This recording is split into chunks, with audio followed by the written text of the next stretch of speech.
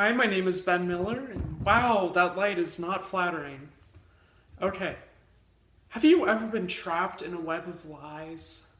A web so intricate, so carefully woven, so sticky that you find yourself conjuring up even more lies just in hope of escaping? It really is a vicious, self-defeating cycle. To further prove my point, I'm going to take you on a journey. I'm going to take you on a journey. We are cranking back the hands of time, deep, deep into the past, into an uncomfortable time, a time widely viewed as a troublesome rash on the inner thighs of life. Middle school, a time that I tried desperately to erase from memory. A time when I possessed more silly bands than friends. A time when I, in a mad attempt to secure a position amongst my school's social elite, became a blatant perpetrator of lying. It all began with a girl. Her name was Fiona. Born and bred on the mean streets of Wake Forest, Fiona had no scruples about picking a fight, no qualms about removing her rivals. Fiona was not afraid to slap a girl. All in all, when Fiona had her sights set on something, she would not take no for an answer. Fiona would, 9 times out of 10, achieve her goals, and often at the expense of others. Then, 7th grade me came along. I was the passive, weak-willed boyfriend Fiona had been waiting for. And for me, Fiona was a one-way ticket to the pool table.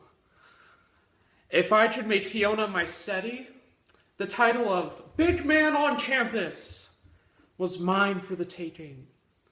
That's right, Mother, I'm not a failure. At this point in my story, you can see the beginnings of a web of manipulation. Neither one of us was honestly sincere about our burgeoning romance. I desired social rank, and Fiona desired a limp-wristed boy toy. But in the end, we would both walk away empty-handed. Because I decided to ruin a perfectly good fake romance by continuing to lie. Fiona might have been the girl of my dreams, but between you and I, and Dr. Hall, she scared me. I was frightened to speak to Fiona, or even maintain eye contact with her. While I cowered in the corner, she said to her friends, "Oh, that's my bae being bashful." And I'm like, "No, you're just terrifying." She kept a knife in her purse, okay? And I don't think it was for peeling oranges at snacky time. So anyways, to keep Fiona at bay and avoid any in-person meetings, I was forced to fabricate a lie. Some excuse that could render me unavailable for a few weeks. So, I went with the oldest trick in the book. Vacay! That's right. I told Fiona I was jetting off to Montreal for a portion of the summer. And to give the lie extra depth, I scoured Google for aerial images of the Montreal skyline. I texted the image to Fiona and added, "The city is so beautiful from above. Wish you were here, boo." And she bought it. Project Vacation was so far a success. I kept my newfound popular status while still keeping my life intact. I never forgot about that knife. As the days passed, Fiona began to get a little impatient. Checking my phone one morning, I was greeted by 20 or so messages, all from Fiona. Every single one read, "Hey!" Each text adding even more whys. I began to worry. If things progressed in this direction, Fiona might begin to stray. And then I might be saddled with the reputation of being boring boyfriend. And at this point in time, my reputation meant everything. So what now? Do I come clean and realize the truth is of utmost importance? Yeah, how about no? A wicked scheme began brewing in my prepubescent mind. I was going to create an abusive, confrontational online persona to challenge Fiona's. There was a new ghetto queen in town. There was a new ghetto queen in Ben's life, and Fiona, it ain't you. The fake online profile, Tanitwa Gummy Bear Martinez, was born. Tanitwa, a stunning beauty of Dominican descent, attracted some attention from the sleazy men prowling Facebook. So I had to fight off their advances, as Tanitwa's gummy bear heart belonged to me and me only.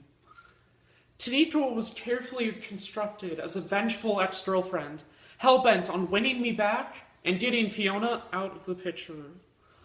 Jealousy, the perfect way to redirect Fiona's wondering eyes back towards Benny Boy. Sadly, Tanitwa's mantra, "You best back off my man," quickly lost its effect on Fiona.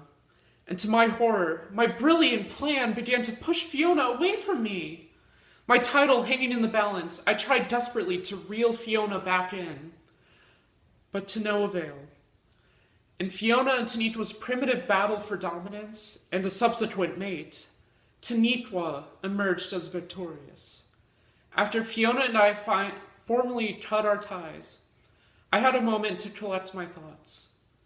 I believed that, in creating Tanitwa, I had created a monster. A threat that would scare Fiona back into my arms. But then I realized I was the monster. I'm the one who lied. I'm the one who manipulated, who cheated, who deceived. And for what? So I could fulfill my unquenchable thirst for power? For power and social status? So there's a lesson for you, kiddies. So there's a lesson for you, folks. Do not lie. Tell the truth. Although, one lie every once in a while, maybe on homework checks. Oh wait, no, I'm contradicting my point. But just remember my story. Remember my downward spiral, deep into the morally compromising abyss. Before you tell a lie, remember the consequences. And that's the time I got caught in a web of lies.